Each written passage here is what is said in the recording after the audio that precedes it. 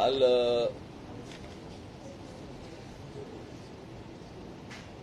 सह्याद्रीला काल सन्माननीय मुख्यमंत्री, सन्माननीय मंत्री दादा भुसे, इतर सर्व त्यांचे अधिकारी आणि या सर्वांची एक काल बैठक झाली. त्या बैठकीनंतर काही गोष्टी तिथे ठरल्या. शांत होतच नाही ना तुम्ही शेवटपर्यंत.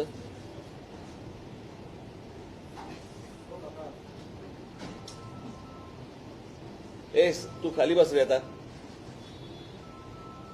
एका ठिकाणी कुठेतरी राहता.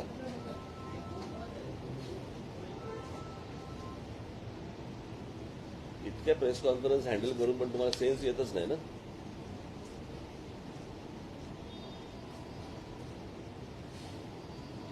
काल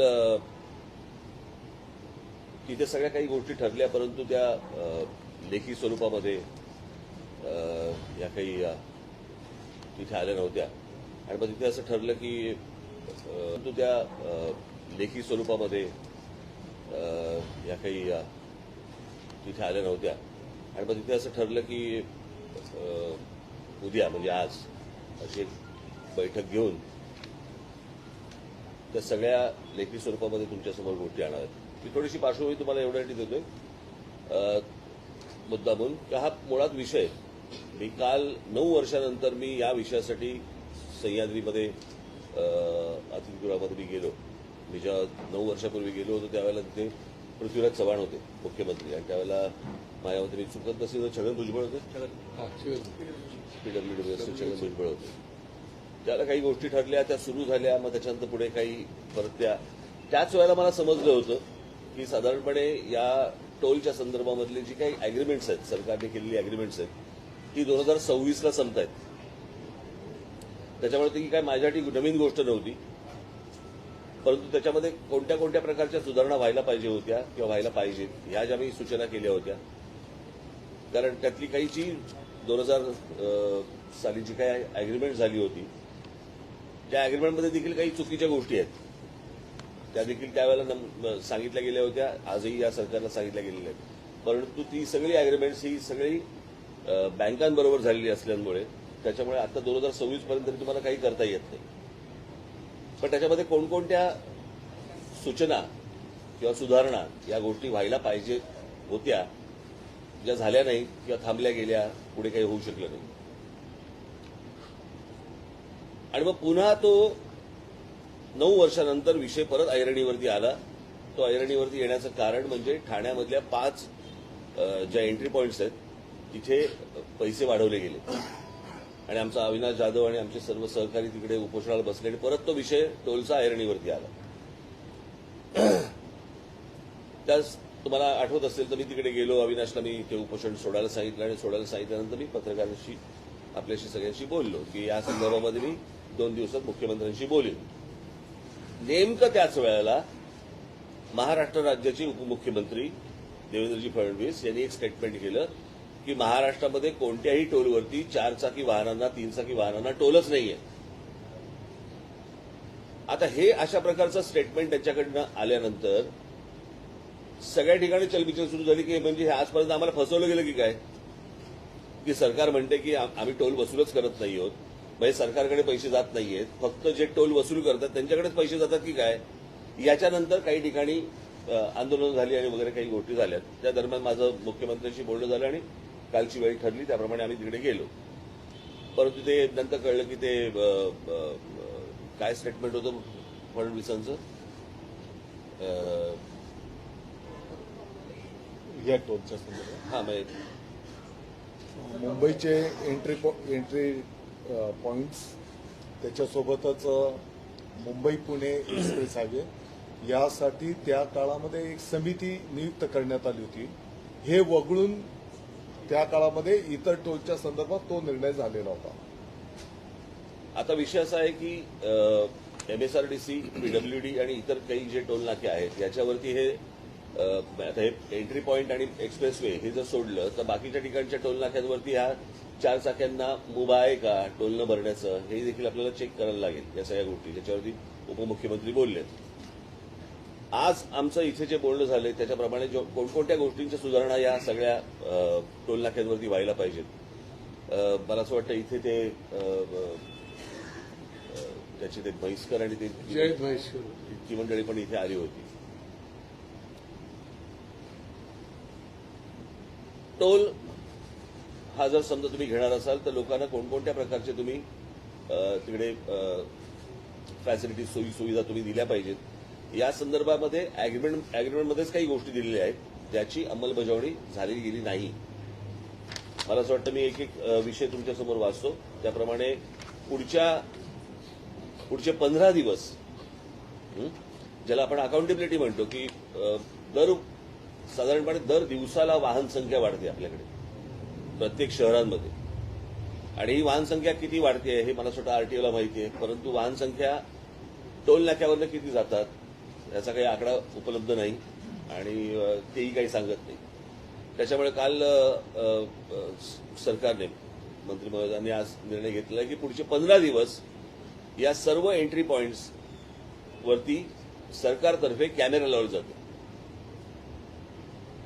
आणि त्यांच्याबरोबर आमचे देखील कॅमेरे लागतील पक्षाचे, की जेणेकरून किती गाड्यांची ये जा होते आहे या गाड्या मोजल्या जातील. कारण दर दिवशी जर समजा गाड्यांची संख्या वाढते आहे, बरोबर आहे, त्याच्यात हे टोल पण वाढवणार आणि गाड्यांची संख्याही वाढणार. म्हणजे हे किती काळ चालू राहणार हे एकदा आपल्याला समजा नागरिक म्हणून आपल्याला कळलं पाहिजे, बरोबर आहे. त्याच्यामुळे ही व्हिडिओग्राफी उद्यापासून सुरू होईल, बरोबर. करारात नमूद केलेल्या सर्व सोयी सुविधा म्हणजे स्वच्छ प्रसाधनगृह पुरुषांसाठी आणि महिलांसाठी, स्वच्छ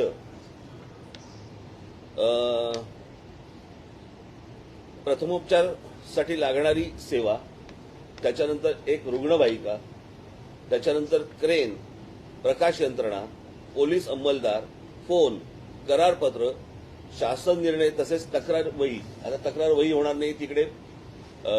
मगाशी ठरल्याप्रमाणे मंत्रालयामध्ये एक सेल उभा केला जाईल की या सगळ्या टोल नाक्यांवरती सीसीटीव्ही फुटेज सीसीटीव्ही कॅमेरे जे लागले जातील त्याची संपूर्ण तिथे मंत्रालयामध्ये वॉच ठेवला जाईल, कळलं का. त्याचबरोबर तिथे एक नंबर दिला जाईल, मोबाईल नंबर, की या टोल नाक्यांवरती लोकांना काय प्रकारचा त्रास होतोय किंवा काय. मी येतो ते पुढे ज्याच्यामध्ये फास्ट ट्रॅक पण येणार आहे विषय, पण काय प्रकारचा त्रास होतोय लोकांना उद्या त्या नंबरवरती मेसेज करून तिथे सरकारला कळवता येईल. आणि ही यंत्रणा एमएसआरडीसीमध्ये लागणार नाही, ही मंत्रालयात लागेल की कोणकोणत्या प्रकारचे त्रास होत आहेत तिथे लोकांना. तर या सुविधा ज्या आहेत या तात्काळ तिथे सर्व टोल नाक्यांवरती केल्या जातील.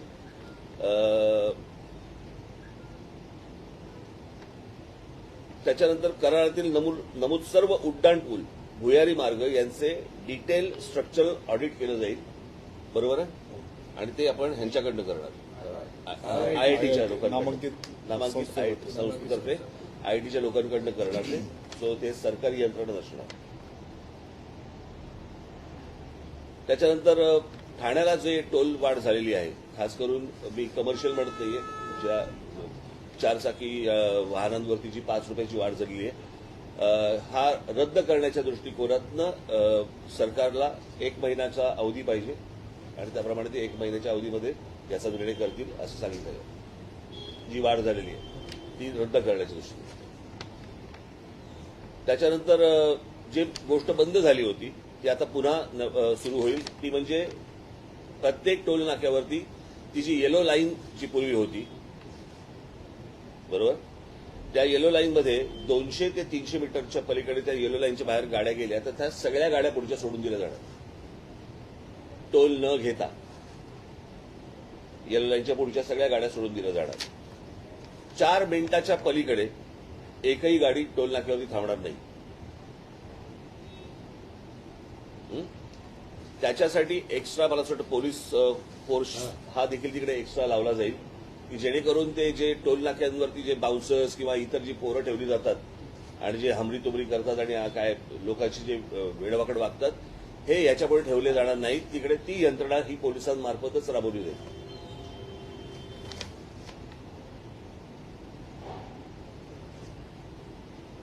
त्याच्यानंतर ती 6 नंबर टोल नाक्यावरती जर समजा फास्ट ट्रॅक हा चालला नाही त्यांचा, बरोबर आहे, तर तुम्हाला एकदाच तिथे पैसे भरावे लागतील. एक तर काय करतात हे तिकडेही पैसे वसूल करतात आणि पुढेही तुम्हाला मोबाईलवरती ते फास्टॅगचं हे येतं की किती पैसे भरा. तो दोनदा होणार नाही, ते एकदाच भरले जातील. आणि हे जर समजा दोनदा भरले गेले तर तुमच्याकडे कंप्लेंटचं जे नंबर दिलेला आहे त्याच्यावर तुम्ही इमिजिएटली ही कंप्लेंट करू शकता. हा, त्याच्यानंतर मोठ्या प्रमाणात कितीचं टेंडर आहे, कितीचा टोल आहे, म्हणजे टोल आकडा किती आहे, काय 1000 कोटी असेल, तो आकडा दिला जाईल. रोजचे वसूल किती होत आहेत आणि आता उरलेत किती,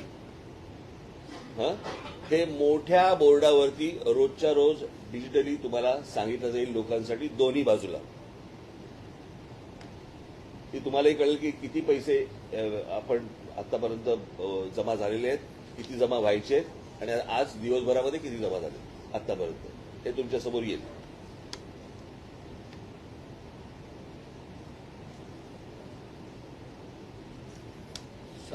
त्याच्यानंतर आनंदनगर टोल नाका ठाण्याचा, ज्याच्यात या सगळ्या गोष्टी सुरू झाल्या.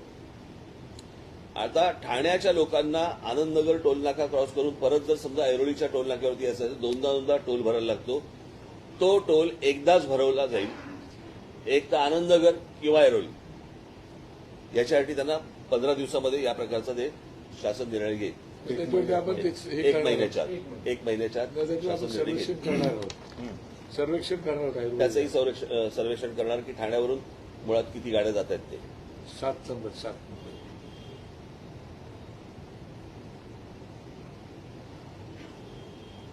हा, त्याच्यानंतर मुंबई महानगरपालिकेत असणाऱ्या मुलुंडच्या हरिओम नगर परिसरात राहणाऱ्या रहिवाशांसाठी मुलुंड म्हाडा कॉलनीमधून पूल बांधला जाईल आता तात्काळ, की जेणेकरून त्यांना तिथे टोल भरायला लागणार नाही.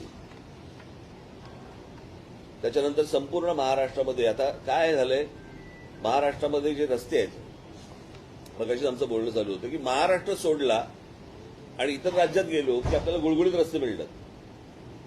पण महाराष्ट्राने काय घोडं मारले, महाराष्ट्रामध्ये आल्यावरती अशा प्रकारची गोष्ट का होते.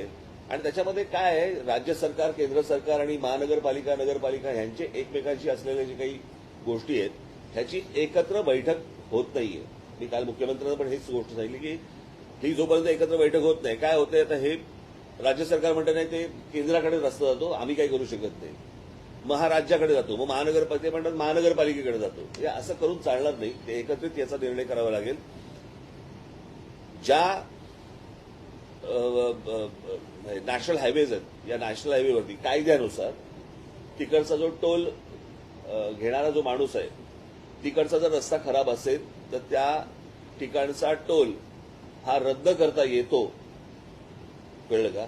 आणि या संदर्भामध्ये मला असं वाटतं राज्य सरकार केंद्र सरकारशी आता पुढच्या 15 दिवसामध्ये बोलतील.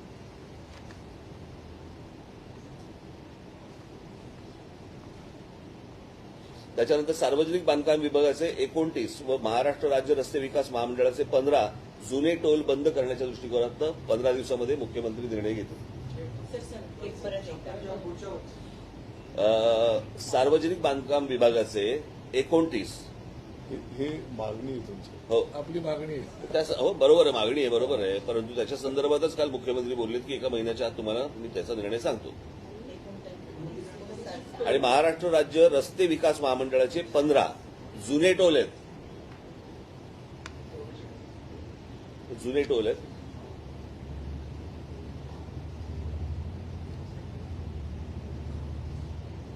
त्याच्यानंतर मुंबई एंट्री पॉइंट, मुंबई पुणे द्रुतगती महामार्ग व राजीव गांधी सी लिंक यांचे कॅग ऑडिट केलं जाईल. ही आमची मागणी आहेच, पण ती आम्ही मुख्यमंत्र्यांकडे लावून धरलेली आहे. त्याचं कॅग ऑडिट केलं जाईल. आणि सगळ्यात महत्वाचा म्हणजे लोकांना सर्वात जास्ती त्रास होणारा म्हणजे जी जड अवजड वाहनं आहेत, ही कोणत्याही लेनमध्ये येतात, त्या संपूर्ण वाहनांना याच्यापुढे महिन्याभराच्या आत, हा दादांनी दिलेला शब्द आहे, महिनाभराच्या आत ते शिस्त लावतील. बरोबर ना. हो बोललात ना. साहेब 7 नंबर म्हणजे आपण सगळ्यांची जबाबदारी येते. 7 नंबरचं हा, त्याच्यानंतर टोल प्लाझा परिसरात राहणाऱ्या नागरिकांना सवलत मासिक पास उपलब्ध करून दिले जातील. किती? ते करारनाम्याच्या अटी शर्ती जे नियम असतील त्याप्रमाणे केलं जाईल. ठीक आहे.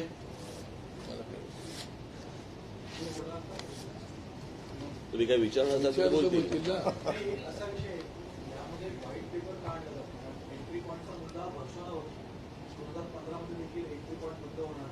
पूर्ण निर्णय घेतला जुलैला आम्ही अहवाल आणू असं म्हटलं गेलं, पण अहवाल आला पण त्यानंतर एंट्री पॉईंट 27 नंतर पण सुरू राहणार. MMRD घेणार. तर विषय असा आहे की 2,000 कोटीच्या कॉन्ट्रॅक्टसाठी किती वर्ष वसूल होणार? व्हिडिओग्राफी आपण करताय पण याचं नाही, मी मगाशी आमचं तेच बोलणं झालं. मी मला असं वाटतं परवा दिवशी पण मी हेच म्हटलं. प्रश्न असा आहे की राज्य म्हटलं, राज्याला रेव्हेन्यू लागतो, कळलं का, राज्य चालवायला. हे काही न समजणे इतके काही दुधखोळ नाही होत. प्रत्येकाला माहिती आहे की राज्य चालवायचं असेल तुम्हाला रेव्हेन्यू लागतो. पण हा रेव्हेन्यू कलेक्ट होत असताना जो फ्युएलमधनं पण होतोय, तुमच्या इतर टॅक्समधनं पण होतोय, रोड टॅक्समधनं होतोय, तुम्ही गाडी परचेस करताना पण होतोय, त्याच्यानंतर टोलवरती पण होतोय, हे सगळं जातंय कुठे? मगाशी मी दादाची हाच विषय बोलत होतो की प्रत्येकाला असं वाटतं की अरे माझ्याकडचे रस्ते खराब आहेत, मी पैसे तर भरतोय या सगळ्या गोष्टी, तर मला रिटर्नमध्ये काय मला मिळतंय? बरं, रिटर्नमध्ये त्याची अपेक्षा फक्त एवढीच आहे ना की मला चांगले रस्ते मिळावेत. यात अजून काय गैर असावं? साहेब, खराब रस्ते टोलणे अशी ही भूमिका सरकार घेईल का? जर रस्ते खराब असेल टोल वसूल लावलेला नाही. कायद्यामध्ये आहे, म्हणूनच मी सांगितलेलं आहे, कायद्यामध्ये आहे. आता ही गोष्ट मी आता गडकरींशी पण बोलणार की जे राष्ट्रीय महामार्ग आहेत, ज्या राष्ट्रीय महामार्गांवरती किंवा राज्याचे महामार्ग आहेत तिकडे राज्यच निर्णय घेणार. पण जिकडे रस्ते खराब आहेत ते रस्ते खराब असल्यानंतर ती जबाबदारी सुधारण्याची त्या टोलवाल्याची जबाबदारी येते. जसं आता म्हटलं तसं करारामध्ये खूप विषय आहेत, पण ते आपल्या समोर आले होते आणि आता आम्हाला ते कळले. तर आता तुमचे समन्वय नसल्यामुळे हे झालेले असं राजसाहेब पण म्हणाले. तर काय म्हणजे शब्द कसा देणार की एकमेकात होणार का? नाही झालं तर ती जबाबदारी काय? नाही, मला असं वाटतं, मी या संदर्भात मी ह्यांच्या बाजूने बोलतो असं नाहीये. मला असं वाटतं राज्य सरकारच्या अखत्यारीमधल्या ज्या गोष्टी आहेत, मला असं वाटतं याच्या बाबतीत हे निर्णय करू शकतात. समन्वयासाठी कोणी व्यक्ती नाही समन्वयासाठी नाही, आता मलाच फोन करायला लागेल. त्याच्यामुळे झाले. समन्वयासाठी कोणी असणार नाही, जबाबदारी कोण? आज तुम्ही आलाय, पण हे सगळं करारात असताना झालं नाहीये. केंद्राचं वेगळं, राज्याचं वेगळं, त्यात कुठेच समन्वय नाही. तर आमचा तर आम्हाला जो त्रास होतो त्याचा विषय, तर त्याची शाश्वती काय? काल माननीय मुख्यमंत्री महोदय एकनाथजी शिंदे साहेबांच्या उपस्थितीमध्ये आदरणीय राज ठाकरे साहेबांच्या शिष्टमंडळाशी काल सविस्तर चर्चा झालेली आणि त्यामध्ये अनेक मुद्द्यांवर कालही चर्चा संपन्न झाली आणि त्याचाच एक भाग म्हणून आज सकाळी 8 वाजता बैठक घेण्याचा आणि प्रत्येक मुद्द्यावर चर्चा करून निर्णय करण्याचं ठरलं होतं. माननीय राज साहेबांनी जे काही मुद्दे आपल्या समोर ठेवलेले आहेत, काही मुद्द्यांची अंमलबजावणी आम्ही आजपासूनच त्या कामाला लागणार. काही मुद्द्यांच्यासाठी 1 महिन्याचा अवधी, कारण काही संख्या किंवा आपण आता जसा मुद्दा उपस्थित केला त्या अटी शर्ती करारनाम्यातल्या ज्या ज्या काही आहेत, निश्चितपणे त्याची अंमलबजावणी करणं ही आमची पण जबाबदारी आहे आणि ती आम्ही निश्चितपणे करणार. मला वाटतं की एक सकारात्मक भूमिका माननीय मुख्यमंत्री महोदयांची या सर्व संदर्भामध्ये आहे. काल राजसाहेबांशी पण बोलताना त्यांनी बिलकुल म्हणजे कोणाला पाठीशी घालण्याचा काही याच्यामध्ये विषय नाही. आपण जेव्हा टोल देतो तर साहजिक आहे की त्या सुविधा पण आपल्याला मिळायला पाहिजे, ही भावना असणं काही गैर नाही. आणि म्हणून आता एंट्री पॉईंटच्या सोबतच राज्यव्यापी पण चर्चा त्या ठिकाणी झालेली आहे. ताबडतोबीने आम्ही या विषयांवर मार्गक्रमण करणार. काही गोष्टींमध्ये आता आपली सर्वांची पण जबाबदारी, उदाहरणार्थ आता लेनिंग करणं, आम्ही बोर्ड लावणार एंट्री पॉईंटच्या तिथे किंवा जाताना पण त्या लेनमधनच गेलो पाहिजे, परंतु पुढे गेल्याच्या नंतर त्या वाहन चालकाने पण त्या लेनने चाललं पाहिजे. ही शेवटी एक सामाजिक चळवळ असणार आहे. आम्ही त्याचं प्रबोधन करणार. काही ठिकाणी तर आपल्याला काही कारवाई पण करावी लागली तर तशी पण भूमिका आपल्याला काही ठिकाणी घ्यावी लागणार आहे. आणि म्हणून या संदर्भामध्ये पण सविस्तर चर्चा झाली. नवीन प्रकल्पामध्ये आम्ही कशा या संदर्भातल्या सुविधा केलेल्या आहेत त्याचं पण माहिती आम्ही राजसाहेबांना या ठिकाणी दिलेली आहे. मला वाटतं की सारांश आहे की टप्प्याटप्प्याने तुम्हाला या संदर्भातलं अंमलबजावणी होताना दिसेल. तर मध्यंतरी पण काही प्रायव्हेट व्हेकल्स आता टोल भरणार की नाही भरणार, कारण बीसीएमई एका साईडला चालू माझ्यासाठी पण तो धक्काच होता. मी आपल्या माहितीकरता सांगू इच्छितो की त्या एका शब्दाचा आपण होऊ शकतं की एक नॅचरल याच्यातनं त्याच्याकडनं ते शब्द आला असेल. परंतु साहेब आपण जे स्क्रीनवर जी त्यांची पूर्वीची मुलाखत दाखवली तर त्याच्यामध्ये त्यांनी स्पष्टपणे हे पण सांगितलं की बाबा मुंबईचे एंट्री पॉइंट्स असतील, मुंबई पुणे एक्सप्रेस हायवे असेल, यासाठी समिती नेमलेली हे त्यांनी त्यावेळेस पण सांगितलेलं आहे. आणि म्हणून एक मोठ्या प्रमाणात त्या काळामध्ये जे काही मला वाटतं की 50-60 ठिकाणी लाईट मोटर व्हेकल्सला एक्झाम्शन देण्याचा निर्णय झाला होता. आजही मी आपल्याला सांगू इच्छितो की MSRDCच्या पण काही टोलवर लाईट मोटर व्हेकल्सला एक्झाम्शन आहे, काहींना टोल घेतला जातो, ही वस्तुस्थिती आहे. पण रेव्हेन्यू जनरेशनसाठी आपण म्हणताय सरकारी टोल बंद होणार, टोल बंद होण्याचा विषय नाहीये, पण वर्षानुवर्ष आपण त्याची वसुली करतो. जे ब्रिजेस बांधले, काही ब्रिजेस तर बांधले गेले त्याचे पैसे घेतले गेले, उदाहरणार्थ फेडरल रोडसाठी. या सगळ्या गोष्टी ज्या आहेत त्याच्यावर त्याच्यावर सरकार उत्तर देणार का, त्याच्यावर काही वाईट पेपर येईल का? मला वाटतं की या सर्व गोष्टींचं प्रारूप 2002 पासून आणि नंतरचा करारनामा 2010 मध्ये, तर त्या काळामध्ये या सर्व गोष्टींचा अभ्यास करूनच निर्णय केला गेलेला आहे. कालच्या चर्चेमध्ये हे पण समोर आलं की अनेक तक्रारदारांनी या संदर्भामध्ये माननीय न्यायालयात, अगदी माननीय सर्वोच्च न्यायालयापर्यंत पण विषय गेले आणि त्याच्यामध्ये पण न्यायनिवाडा त्या ठिकाणी झालेला आहे. आपण काही याच्यामध्ये काही नकारात्मक न घेता ज्या सूचना आहेत शेवटी नागरिकांच्या सोयीसुविधांच्यासाठी आणि ते पैसे देतात तर त्या सुविधा त्यांना मिळायलाच पाहिजे, यामध्ये कोणाचं दुमत असण्याचं काही कारण नाही. कदाचित त्या काही गोष्टी अपूर्ण राहिल्या असेल तर त्या आम्ही ताबडतोबीने पूर्ण करण्याचं मार्गक्रमण करू. यातला एक महत्वाचा मुद्दा आहे तो स्वच्छता गृहांचा. त्याला जोडून माझा प्रश्न असा आहे की राज्यातले काही टोल नाके असेल की जे ऑपरेट करणाऱ्या ऑपरेटर्सकडून स्थानिक गुंडांना तिथे वसुलीसाठी ठेवण्यात आलेलं आहे. विशेषतः शिवापूर, सातारा, ठाणे, नवी मुंबई अशा भागामध्ये या कॉन्ट्रॅक्टर्सकडून स्थानिक गुंड जे छोटे मोठे गुन्हेगारी करतात त्यांना आपल्याकडे कामावर ठेवलेलं आहे आणि ते सर्वसामान्य नागरिकांची पहिली भाषा दादागिरीची करतात. पहिली गोष्ट तर काय केलं जाणार, सर्व त्यांचा तपास केला जाणार आहे का, त्यांना आपल्या सेवेत घेताना त्यांच्या ट्रॅक रेकॉर्ड. सर्व टोल्सवाल्यांना आम्ही सूचना करू की त्यांनी नागरिकांशी वागताना सौजन्याने सन्मानजनक वागलं पाहिजे, अशा प्रकारच्या स्पष्ट सूचना दिल्या जातील. आपल्या ज्या काही सूचना आहेत या संदर्भामध्ये जिथे कुठे असा प्रकार झालेला असेल तर ताबडतोबीने चौकशी करून कारवाई करू. एक मिनिट. मला असं वाटतं ही अत्यंत उत्तम सूचना आता त्यांनी केलेली आहे कोचरेकरांनी. आणि मला असं वाटतं बंद करून टाकू. मला असं वाटतं दादा, ज्या टोल नाक्यांवरती जी लोक बसलेली आहेत त्यांची मला असं वाटतं बॅकग्राऊंड तपासणं गरजेचं आहे आणि ती बॅकग्राऊंड तपासूनच त्यांना टोल नाक्यावरती बसवलं जाईल असं मला असं वाटतं तुम्ही सांगणं आवश्यक आहे. बिलकुल. जे कर्मचारी नियुक्त केले जातील त्यांना चौकशी करून त्यांचं बॅकग्राऊंड तपासूनच त्यांना कामावर घ्यावं असे आदेश दिले जातील. सौजन्याने वागण्याचं ट्रेनिंग दिलं पाहिजे.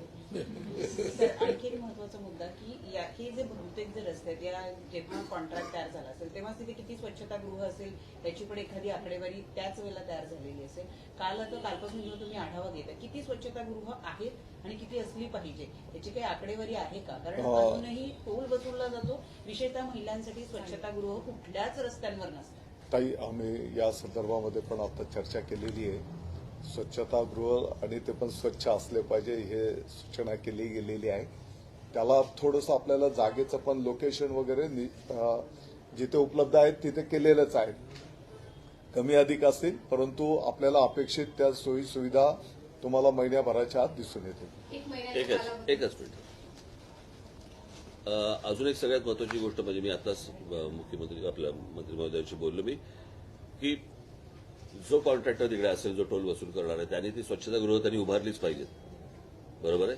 पण आम्ही आमच्याकडनं प्रत्येक टोल नाक्याला आता ह्या खास करून या एंट्री पॉइंट्सना, कळलं का, आणि मुंबई पुणे एक्सप्रेस हायवेला आणि कुठे जेवढं शक्य होईल तसं असं प्रत्येक एंट्री पॉइंटला आम्ही जाताना आणि येताना अशी दोन आम्ही काय म्हणतो स्वच्छतागृह आम्ही कंटेनरमधनं साधारणपणे महिलांसाठी 10 आणि पुरुषांसाठी 10 असं एका बाजूला, दुसऱ्या बाजूला पुरुषांसाठी 10 आणि महिलांसाठी 10 असं हे आमच्यातर्फे आम्ही देणार आहोत.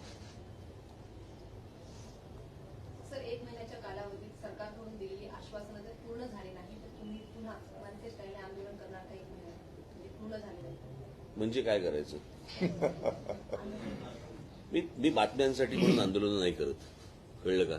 लोकांना सुखसुविधा मिळणं गरजेचं आहे. हे एका स्टेटमेंटमधनं या सगळ्या गोष्टी उभ्या राहिल्या, बरोबर. अन्यथा फक्त ठाण्याच्या फक्त वाढलेल्या 5 रुपयाचा विषय होता, बरोबर की नाही. 2026 पर्यंतचा करार आहे. तेव्हाच मला माहिती होतं ना. मला असं वाटतं ही गोष्ट नीट समजून घेणं गरजेचं आहे. अनेकांच्या डोक्यामध्ये काय काय गोष्टी चालू असतील आता ह्याचीही मला कल्पना आहे, कळलं का, की ह्याचं बरोबर रिपोर्टिंग कशा प्रकारे करायचं त्याची उत्तर मी काढून ठेवलेलीच आहे.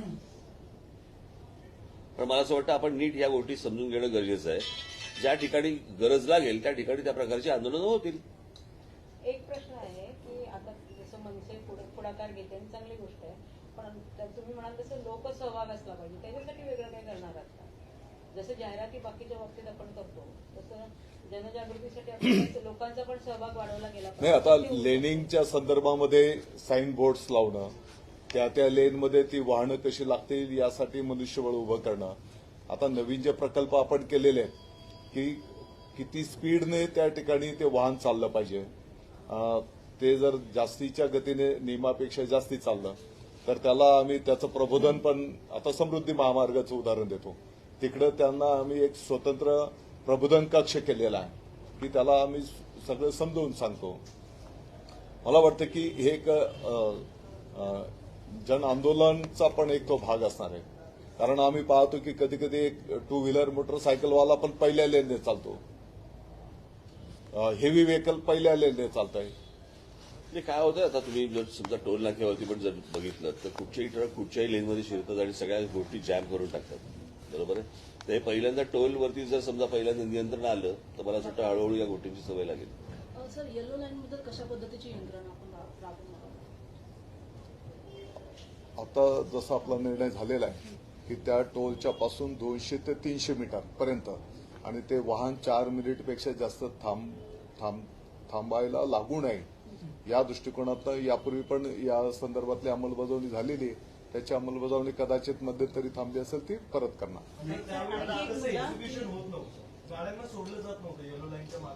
काही दिवस काल माननीय मुख्यमंत्री महोदयांनी या संदर्भामध्ये स्पष्टपणे सूचना आधीच दिलेल्या आहेत. काही दिवस आमची पण नजर असेलच. एमएसआरडीसीचे प्रमुख आहेत. आतापर्यंत आयएएस अधिकाऱ्याला 7 वेळा निवृत्तीनंतर बढती देण्याचा हा एमएसआरडीसीचा रेकॉर्ड आहे. 30 ऑक्टोबरला ते निवृत्त होणार आहे. या त्यांच्या एकाच अधिकाऱ्याच्या एकाच जागेवर बसण्यामुळे टोलच्या संदर्भातल्या समस्या सुटत नाहीयेत असं रस्ते आणि पायाभूत सुविधांवर काम करणाऱ्या काही तज्ञांचं म्हणणं आहे. हे 30 ऑक्टोबरला निवृत्त होणार का, हा माझा एक स्पेसिफिक प्रश्न. आणि जर ते मला वाटतं की आजचा आपला जो प्रमुख विषय आहे,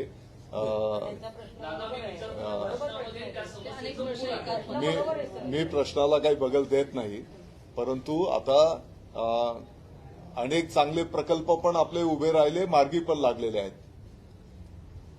आणि ज्या काही अंमलबजावणी झाले त्या नियम कायद्याच्या चौकटीतच झालेल्या आहेत. मला असं वाटतं काही विषय आता ज्या प्रकारे सुरू करतायत आणि ज्या प्रकारच्या काही गोष्टींसाठी 1 महिन्याची मुदत सरकारने जी मागितलेली आहे, मला असं वाटतं ती देणं आणि या गोष्टी बघणं आपण, ते मला असं वाटतं आता पुढचं आपलं काम आहे. बघा, मी तुम्हाला तेच सांगतो, टोल माफ ही पहिली गोष्ट लक्षात घ्या. माझं मगाचपासून हेच म्हणणं होतं, राज्याचा रेव्हेन्यू, बरोबर आहे, हा विषय नाहीये. राज्याला रेव्हेन्यू नाही मिळाला, राज्य चालू शकत नाही. त्याच्यामुळे तुम्हाला फ्युएल सेस असेल किंवा इतर जे टॅक्सेस असतील हे लागतात.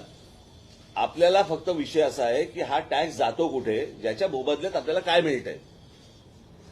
जर सगळे टॅक्स भरून, टोल भरून, रोड टॅक्स भरून, फ्युएल सेस भरून पण आपल्याला चांगले रस्ते मिळत नसतील आणि नाक्यावरती जर समजा टोल नाक्यावरती दादागिरीची भाषा ऐकायला लागणार असेल सर्वसामान्यांना, तर हे पैसे भरून आम्हाला काय मिळतंय. आम्ही म्हणजे साधारणपणे स्वच्छतागृह पण जर समजा मिळत नसतील याच्यात, तर उपयोग काय या गोष्टींचा. याच्यासाठीचा मला असं वाटतं हा विषय होता. विषय सुरू झाला 5 रुपयापासून, कळलं का. सो गेला इतक्या त्याचं प्रारूप 2010 मध्येच झालं. हा, म्हणजे ते जुनं आहे ते. आणि त्या सगळ्या अग्रीमेंटमध्ये काही चुकीच्या गोष्टी आहेत ज्या आता सरकारला बदलणं किती शक्य आहे मला माहिती नाही, कारण ते झालेले बँकांबरोबरचे व्यवहार आहेत. काल आणि ही गोष्ट मला पृथ्वीराज चव्हाण ज्यांनी घेतली होती त्याच वेळेला ती मला समजली होती. त्याच्यामुळे 9 वर्ष ज्या ज्या काही सूचना करता येतील तेवढ्या केल्या, परंतु आता हा विषय परत ऐरणीवरती आला.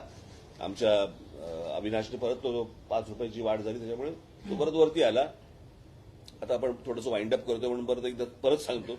आणि त्याच्यात फडणवीसांचं स्टेटमेंट आलं, त्याच्यामध्ये परत ते सगळं उसळलं. नाही, पण महिन्याभरात जर अंमलबजावणी झाली नाही की विषय पुढे काय. कारण जेव्हा मनसे अध्यक्षांनी जाऊन विषय घेतला, अगदी मंत्री समजा एखाद्या मंत्री घरी येत आहेत, सगळ्या लोकांना सांगतात, पण महिन्याभरात जर अंमलबजावणी झाली नाही तर पुन्हा एकदा मनसेला विषय घ्यावा लागेल. समजा एखाद्या विषयामध्ये आपण महिना 30 दिवस 31 दिवसाचा बोलतो, आपल्याला जर दिसतंय की या विषयामध्ये पॉझिटिव्हली मार्गक्रमण होतंय, आणखी 2 दिवस लागतायत, एक घडीभर सांगतो मी, आपला प्रतिसाद किंवा त्या बाबीची अंमलबजावणी करण्याची भूमिका जर पॉझिटिव्ह आहे, तर मला वाटतं की पुढचे प्रश्न निर्माण होणार नाही. अजून एक छोटी गोष्ट सांगतो की काही आज घरी आलेत बिरी आलेत हा विषय नाहीये, परंतु दादांना मी खूप जुनं ओळखतो.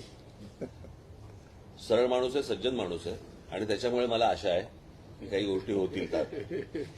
मुख्यमंत्री महोदयांच्या पण याच भावना आहेत. आणि ते तर मुख्यमंत्री तर ह्याच्या विरोधात कोर्टात गेले होते आणि आज पण आहेत.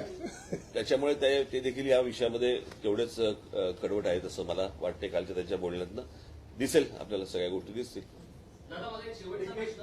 साखरेच्या प्रश्नावर शरद पवारांच्या घरी केंद्रीय सचिवांपासून अनेक मोठे अधिकारी गेल्याची घटना काही महिन्यांपूर्वी घडली होती, कारण प्रश्न तेवढा मोठा होता. आज तर राज्यात थेट तुम्ही कॅबिनेट दर्जाचे मंत्री असताना राज ठाकरे साहेबांना भेटायला आलेला की ज्यांचा फक्त एक आमदार आहे. तुमची नेमकी भावना काय. मी देऊ उत्तर, मी देऊ. मला असं वाटतं सरकारचं एक लाईन आहे की शासन आपल्या दारी.